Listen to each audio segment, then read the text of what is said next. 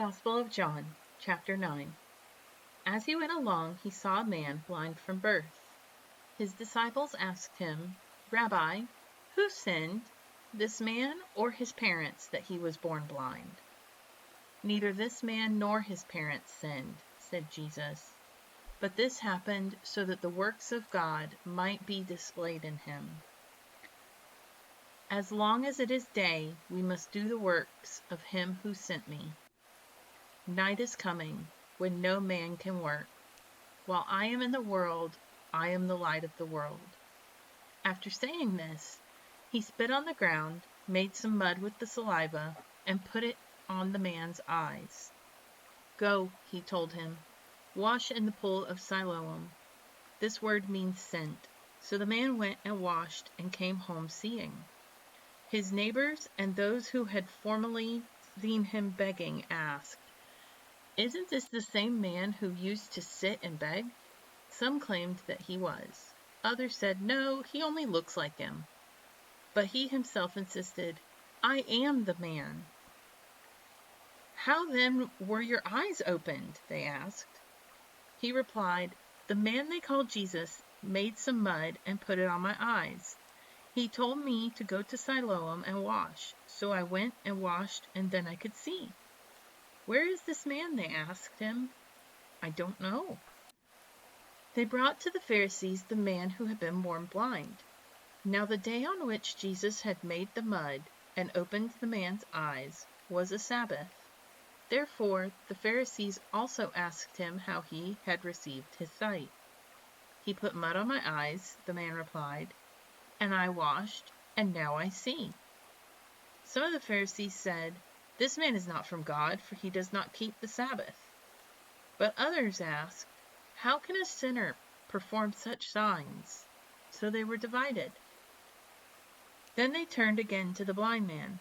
"What have you to say about him? It was your eyes he opened."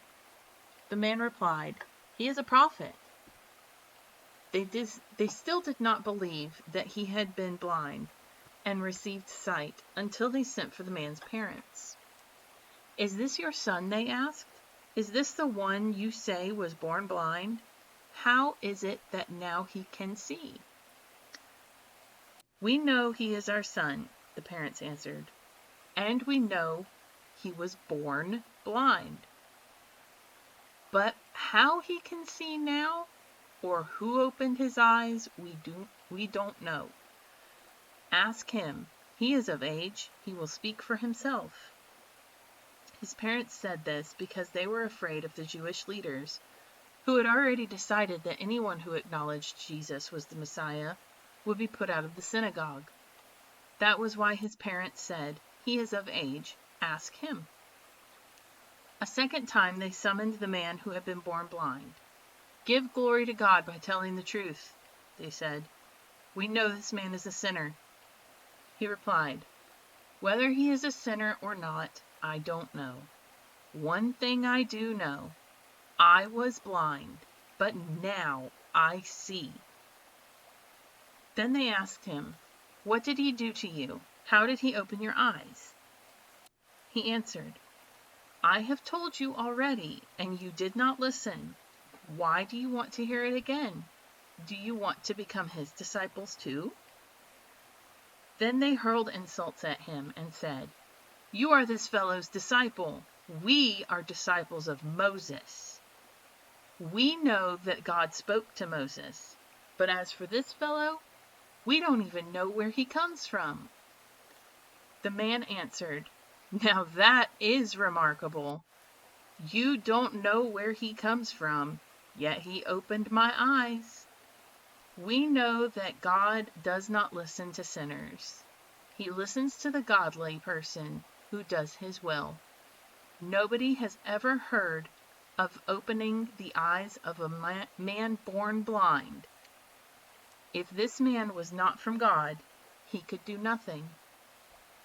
To this they replied, "You were steeped in sin at birth. How dare you lecture us?" And they threw him out. Jesus heard they had thrown him out, and when he found him, he said, "Do you believe in the Son of Man?" "Who is he, sir?" the man asked, so that I may believe in him." Jesus said, "You have now seen him. In fact, he is the one speaking to you." Then the man said, "Lord, I believe," and he worshipped him.